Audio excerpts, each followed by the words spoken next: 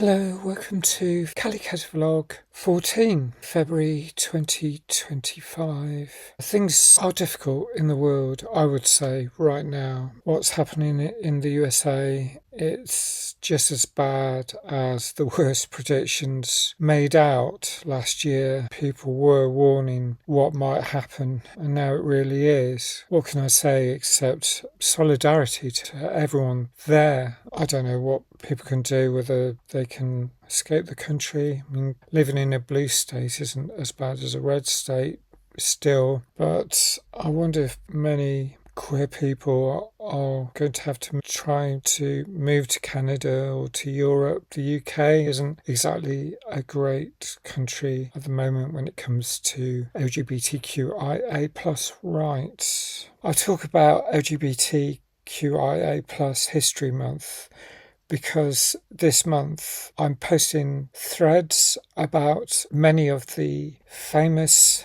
places within Islington where there's queer history. I'll post a link so you can check it out. But Islington has a wealth of queer history. There's everything from Highbury Fields, where the first Gay Liberation Front March took place, to the Salmon Compass, which was a gay bar at the western end of Chapel Market. There's famous people like Charlie Kiss, who was a trans man and CND activist, who drank at the Lamb, which is a watering hole that used to be the Flounder and Firkin before that, a place I used to visit in my early days in London when I was at uni and in the years following that. There are these little pink plaques with QR codes. I'm not sure it's always a good idea to train your phone on QR codes unless they're from a trustworthy source, because they can be set up for nefarious purposes to take you to dodgy websites. But in this case, I think it's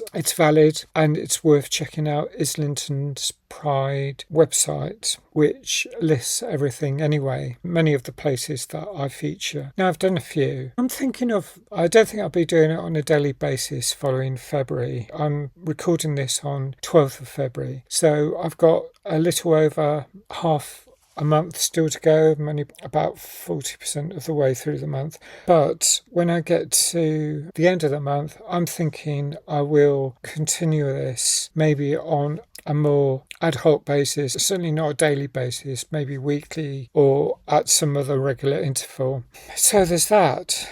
It might not sound it yet, but I'm working on my voice. I'm trying to improve my voice, following various tutorials to try and monitor how my voice is. I've started going to a poetry group, and that is brilliant. A poetry workshop. My autism and ADHD created a huge level of reluctance that almost stopped me from going at all. I left it to the last minute before I went there, but I had written to the organiser to say I was going to be coming, and so I was really keen to come, and I'm very glad I did go. In the session, the group of us created new work on the spur of the moment, to a timer as well. I do like that sort of thing, so I may start sharing my poems on YouTube. I probably will need to use another channel for that, so I'll start putting on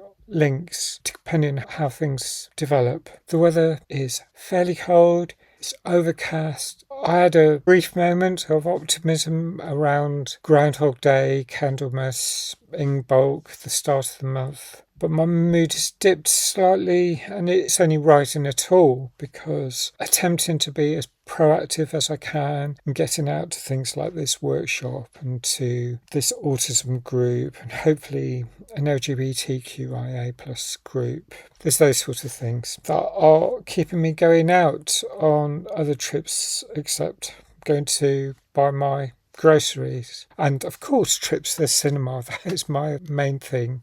Occasionally going to see a friend. Oh, I've got in touch with a friend who I haven't been in touch at all since COVID first started. I think we actually last met in February 2020, and here we are in 2025, and I'm hoping to meet her again in the next week or two. That's a summary of what's happening in my life.